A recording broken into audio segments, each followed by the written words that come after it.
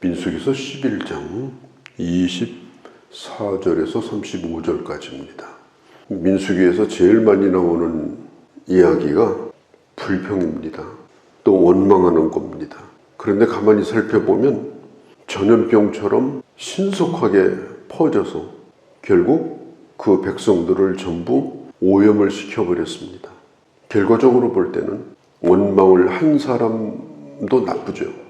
그런데 원망과 불평을 듣고 같이 거기에 동참한 사람도 나쁩니다.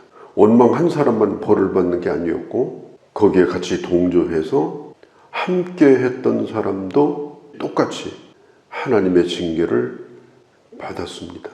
누구 때문이다, 누가 그래서 그랬더라, 그런 얘기는 통하지 않습니다. 원망하면 안 된다, 불평하면 안 된다, 그걸 반복해서 보여주고 있습니다. 섞여 있는 무리들이 애굽 얘기를 꺼냅니다. 애굽은 과거 얘기입니다. 오늘을 감사하지 않습니다. 오늘의 감사한 얘기를 빼버립니다. 그리고 옛날이 참 좋았다, 그래도 옛날이 괜찮았지, 그러면서 오늘 받고 사는 은혜를 가치 없는 걸로 만들어버립니다.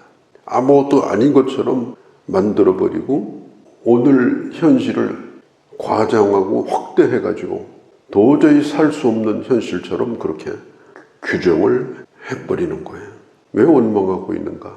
원망을 생산하고 있는 사람이 가까이 있기 때문에 그래요.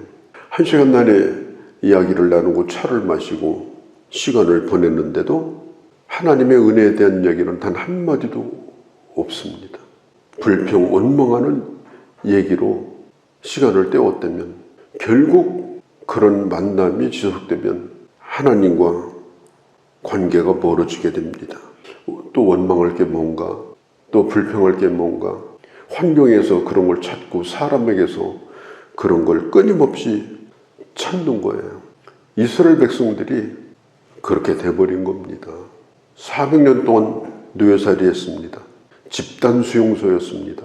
노예 가운데도 전혀 자유가 없는 하급 노예, 그런 노예 생활을 했어요. 노예 시절에 받아먹던 그런 식재료를 그리워합니다. 그러면서 하나님이 지금 주시는 만나를 완전히 짓밟아 버립니다. 옛날에는 공짜로 줬는데 공짜가 아닙니다. 죽도록 노예살이 한 겁니다. 일 시켜 먹으려고 준 겁니다. 그런데 지금에 와서는 오늘 하나님이 주시는 은혜를 부정하기 위해서, 하나님이 주시는 만나가 맛이 없다는 것을 강조하기 위해서 예전에 노예 시절에 받아먹던 음식 얘기를 하는데 그걸 자꾸 들으니까 그런 것 같은 거예요. 그래서 사람들이 전부 불평, 원망하게 된 겁니다. 이런 얘기를 끊임없이 듣고 있는 모세는 견딜 수가 없었어요. 한두 사람이면 감당을 하겠는데 이 무리를 지어가지고 이렇게 하니까 모세는 절망에 빠집니다. 하나님, 내가 할 수 없는 일입니다. 살 만큼 살았으니까 데려가 주십시오. 그때 하나님이 하신 말씀이 뭐냐면, 여호와의 손이 짧아졌느냐? 하나님께서 그런 걸 먹일 능력이 없어서 못 먹이는 거냐? 묻고 있는 거예요. 모세는 자기가 맡은 일이 무겁다고 불평을 합니다. 도저히 난 못합니다. 너 힘들어서 못합니다. 솔직히 따지고 보면 모세가 없어도 얼마든지 하나님은 일을 하시는 분입니다. 모세만큼 잘난 사람이 없어서 모세를 일시키는 게 아닙니다. 모세는 이미 80이 넘은 노인입니다. 그가 광야 40년 동안 경험한 것은 그냥 하루 종일 처갓집에 양 몇 마리 가지고 저 산 밑에서 양치다가 돌아오는 생활을 40년 동안 한 거예요. 내놓을 게 없어요. 그런데 지금 와가지고 마치 자기가 일하는 것처럼, 자기가 아니면 지금 이 백성들에게 아무것도 할 수 없는 것처럼 하나님하고 맞서가지고 나는 못한다고, 거기에는 나 아니면 안 된다, 이런 생각이 있는 거죠. 우리가 기억할 것은 우리가 직분을 맡아서 일하는 게 실력이 특별히 좋아서 그러냐? 그렇지 않습니다. 저는 목회를 해오면서 많은 목사님들을 만나는데 저는 항상 어떤 생각을 하는가 하면 목사님들 만나보면요, 얼마나 똑똑한지 몰라요. 얼마나 잘났는지 몰라요. 잘나지 않은 사람이 없어요. 똑똑하지 않은 사람이 없어요. 모르는 게 없어요. 모르는 게. 그래서 어떤 때는 저렇게 똑똑해야 되는가 이런 생각도 해보게 됩니다. 그러나 돌아서서 생각해 보면 감사하죠. 하나님이 붙들고 일하시니까 감사하다. 이 모세가 더 이상은 못한다. 그냥 뭐 때를 쓰는 거예요. 그냥 무리를 지어가지고 이렇게 하니까 모세가 개인적으로 이게 감당이 안 되는 겁니다. 나이 든 분들 가운데 70명을 하나님이 택하라고 그래가지고 장로들 70명을 택해요. 그 다음에 그들을 성막 앞으로 모이라고 그랬어요. 모였을 때 모세에게 임했던 하나님의 영이 임했어요. 그들이 예언도 하고 하나님의 일을 말하기 시작합니다. 모세와 함께 일하는 그런 하나님의 사람들로 하나님께서 만들어주신 거예요. 그런데 분명히 명단에 들어가 있는데 오지 않은 사람이 있었습니다. 엘닷과 메닷이라고 하는 사람인데 이 사람은 자기 텐트에 들어앉아 있는 거예요. 그 두 사람에게도 하나님의 영이 임합니다. 다른 사람과 똑같이 예언을 합니다. 진에서 이렇게 하니까 사람들이 깜짝 놀라는 거예요. 처음 본 일이에요. 모세만 똑똑한 줄 알았더니 야, 이 사람들도 똑똑하구나. 모세만 충만한 줄 알았더니 이 사람도 충만하구나. 이 사람도 예언하는구나. 이런 얘기가 막 퍼지게 됩니다. 그러니까 여호수아가 모세의 비서잖아요. 모세에게 아주 급하게 달려옵니다. 달려와서 이 얘기를 하는 거예요. 지금 진중에서 이 두 사람이 예언을 지금 하고 있습니다. 이거 빨리 지금 입 다물게 해야지. 이거 큰일 났습니다. 큰일 났다는 거예요. 모세가 얘기합니다. 네가 나 때문에 시기해서 지금 이러는 거냐? 이게 무슨 뜻인가 하면 예언은 모세만 해야 되는데 이 모임에 참석도 안 하고 진중에 있는 사람이 이렇게 하니까 네가 시기심이 생겨서 그런 거냐? 이렇게 물어요. 여호수아는 나쁜 뜻으로 그렇게 한 건 아닙니다. 그 사람들이 그렇게 함으로 인해서 모세의 리더십이 흔들릴까 봐서 모세를 지켜주기 위해서 그렇게 한 거예요. 모세가 얘기합니다. 그들이 하나님의 영으로 충만해서 선지자 일을 하고 있는데 나는 모든 사람이 다 그렇게 충만했으면 좋겠다. 모세가 그렇게 간단하게 대답을 합니다. 사람 속에는 시기심이 있습니다. 이건 나만 해야 된다. 나만 알고 있어야 된다. 그래서 어떤 것을 독점하고자 하는 그런 마음이 있어요. 여호수아는 모세를 섬기는 사람이고 모세를 하늘처럼 받드는 사람인데 모세만 그렇게 해야 된다는 거예요. 모세만.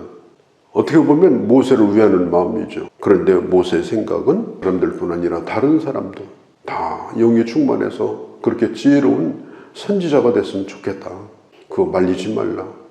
하나님의 사람들이 어떤 생각을 가지고 하나님의 일을 했는가 하는 걸 보여주고 있는 장면이에요. 하나님께서 모세에게 말씀했죠. 내가 입에서 냄새가 날 정도로 한 달 동안 고기를 먹이겠다. 그때 모세가 깜짝 놀라가지고 하나님 어찌 그런 일이 있을 수 있습니까? 나는 손이 짧지 않다. 나는 능히 할 수 있다.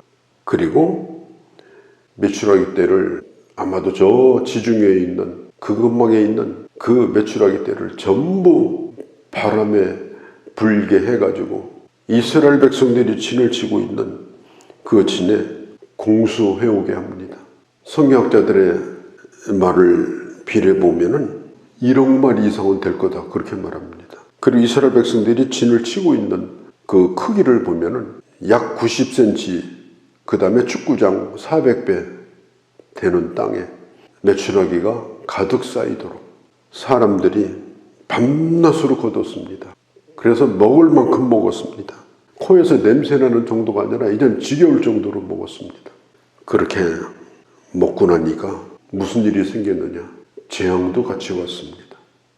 그 고기를 먹던 사람들은 고기가 아직 이 사이에서 다 씹히지 않고 입에 있을 때 주님께서 그들을 전부 징계를 합니다. 장례를 치를 수 없을 정도로, 치를 사람도 없을 정도로 그들이 살고 있는 곳 자체가 그 땅이 그냥 무덤이 돼버렸습니다. 무덤이 따로 없어요. 그들이 서 있는 곳이 다 무덤이 돼버렸습니다. 참 이상하죠. 우리는 흔히 이렇게 말하죠. 하나님 아버지, 저 만나와 메추라기 떼로 우리를 먹이셨던 주님, 그런데 메추라기 떼를 먹은 사람이 다 죽었다니까요. 다 심판을 받았다니까요. 그렇게 생각해보면 메추라기 얘기를 할 게 아니에요. 먹고 죽었는데요. 그리고 그곳의 이름을 기브롯 핫다 아와라, 탐욕의 무덤이다. 그렇게 주님께서 부르셨습니다. 메추라기를 먹고 죽었습니다. 그들은 만나로 살아갈 수 없는 사람들이기 때문에 죽었습니다. 하나님의 백성은 만나로 살아가야 됩니다. 그 외에는 다른 음식이 없습니다. 나는 만나 가지고 안 된다. 다른 식재료 없냐? 교회에서도 그런 사람이 있어요. 뭐 교회에서 말씀하면 다냐? 다른 거 뭐 없냐? 다른 거 있어요. 죽을 일밖에 없습니다. 만나로 만족하지 못한 사람은 그 어떤 걸 주어도 만족하지 않습니다. 한 달 동안 지겹도록 먹었는데도 그들은 만족이 없었습니다. 우리가 예수 믿고 광야 생활을 지금 하고 있는데, 우리가 교회 생활을 하고 또 그리스도인으로 사회생활을 하는데 만나로 만족하지 못하고 끊임없이 어디선가 뭔가를 찾으면서 고기를 뜯고 있다면, 그러면서 만나로 만족하지 못하다면 그리스도인으로 살 수가 없어요. 그 사람은. 하나님의 사람은 말씀으로 살아야 됩니다. 말씀으로 만족해야 됩니다. 어디서 불이 떨어지고 어디서 무슨 뭘 하고 그래가지고 예수 믿는 게 참 재밌다, 즐겁다, 메추라기 먹고 잠깐 좋은 것 뿐이에요. 절대 복이 아니에요. 그렇게 한 사람들이 돌아와서 새벽에 만나가 떨어지면 그거 먹겠어요? 못 먹어요. 신앙생활이 그런 겁니다. 신앙생활은 대단히 단조롭고 반복적이고 그리고 소박합니다. 사람이 떡으로만 사는 것이 아니다. 그 떡이 뭐냐? 바로 만나예요. 하나님의 말씀으로 산다. 오직 하나님의 말씀으로 산다. 그렇게 할 때 진정한 만족이 거기에 있다. 그 사람만이 광야 생활을 할 수가 있다. 그 사람만이 저 가나안을 향해서 갈 수가 있다. 저는 오늘 이 본문을 보면서 참 마음이 아파요. 왜 거기가 무덤이 됐을까? 하나님이 주시는 만나로 만족하지 못한 사람은 한 발자국도 광야 생활을 하지 못한다. 하나님의 말씀으로 만족하고 소박하지만 하루하루 그 말씀을 받아먹고 거기서 지혜를 얻고 하나님의 말씀 가운데 주의 영으로 충만하고 이 광야 생활을 주님과 함께 끝까지 잘 걸어갈 수 있는 그런 주님의 자녀들이 되어주시기를 바랍니다. 거룩하신 우리 아버지, 저희들 오늘 탐욕의 무덤에 대하여 들었습니다. 인간이 가지고 있는 탐욕은 하나님이 주시는 만나조차도 지워버리고 끊임없이 요구하고 또 요구하고 결국은 먹고 죽는 그런 비극을 맛보게 됩니다. 사람이 떡으로만 사는 것이 아니고 하나님의 입으로 나오는 말씀으로 산다고 하였사오니 우리가 이 광야교회 가운데 있는데 오직 말씀으로 충만하여 날마다 한 걸음 한 걸음 빛 가운데 만족함으로 걸어갈 수 있는 그런 저희가 되게 하여 주시옵소서.